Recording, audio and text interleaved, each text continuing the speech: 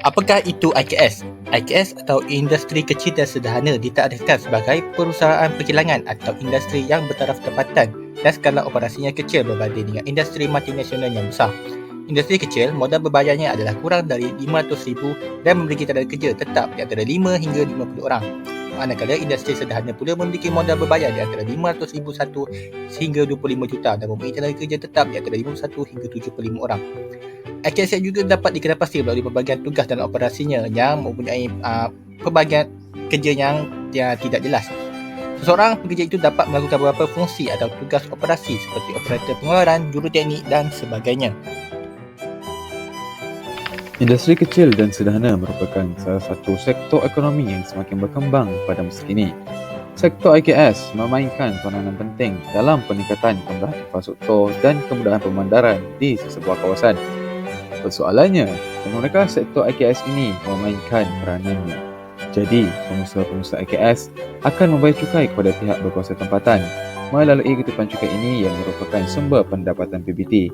Hasil kutipan cukai ini akan digunakan semula oleh pihak berkuasa tempatan untuk membangunkan kemudahan infrastruktur dan kemudahan pemandaran di sesebuah kawasan bagi memenuhi keperluan dan permintaan penduduk setempat. Contohnya jalan raya, utiliti dan capaian internet. Melalui pembangunan infrastruktur dan pemandaran ini, ia akan menjadikan sesebuah kawasan itu semakin maju dan berkembang pesat. Selain itu, IKS juga dapat mewujudkan banyak peluang pekerjaan kepada rakyat tempatan. Hal ini dikatakan demikian kerana proses pengeluaran IKS adalah lebih kepada berintensifkan buruh, iaitu sama ada penggunaan buruh mahir atau buruh tidak mahir. Perkara ini dapat meningkatkan guna tenaga dan mengurangkan masalah pengangguran dalam kalangan penduduk. Menurut Subhash, IKS juga dapat membuka dan memberi peluang pekerjaan kepada masyarakat terutamanya penduduk kampung Bumi Putera. Manakala Nantakumar mengatakan bahawa IKS juga menjadi penyumbang utama kadar penyertaan buruh negara disebabkan penyediaan peluang pekerjaan kepada 900,000 orang pekerja atau kira-kira 40% daripada keseluruhan pekerja dalam sektor pembuatan. Seterusnya, peranan IKS ialah membangunkan modal insan. IKS juga dapat membantu membangunkan modal insan tempatan. IKS ini dapat menyediakan peluang untuk rakyat tempatan bagi mempelajari kemahiran baru serta meningkatkan kemahiran yang sedia ada. Hal ini juga dapat membantu memperkukuhkan lagi kemahiran rakyat tempatan dan memastikan mereka mempunyai kemahiran yang relevan dalam menghadapi cabaran dunia perniagaan yang kian mencabar pada masa kini. Misalnya, wujudnya teknologi yang menggunakan kaedah sejuk beku, makanan dan lain-lain yang menggunakan teknologi IR 4.0. Seterusnya, peranan industri kecil dan sederhana IKS menggalakkan perkembangan pendidikan dan pembangunan R&D melalui penggunaan teknologi moden bagi menghasilkan produk bermutu tinggi. R&D dilakukan dalam pelbagai sektor seperti sektor pertanian, peternakan, perikanan dan sebagainya.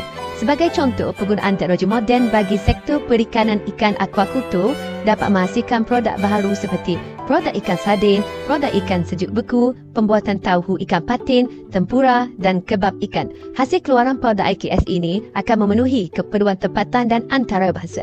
Kesannya, meningkatkan rantaian ekonomi setempat, membuka peluang pekerjaan kepada penduduk tempatan, sumber makanan dalam negara mencukupi, meningkatkan pendapatan pengusaha IKS dan pendapatan negara. Secara keseluruhannya, IKS memainkan peranan yang sangat penting dalam membantu memajukan ekonomi negara dan sosio masyarakat. Berdasarkan peranan-peranan yang telah dibincangkan, IKS mampu mengurangkan pengangguran, meningkatkan pendapatan negara dan meningkatkan taraf hidup rakyat. Oleh itu, pihak kerajaan perlu memberikan sokongan dan bantuan yang mencukupi kepada sektor IKS bagi memastikan sektor ini terus memainkan peranan penting dalam memajukan sosioekonomi negara.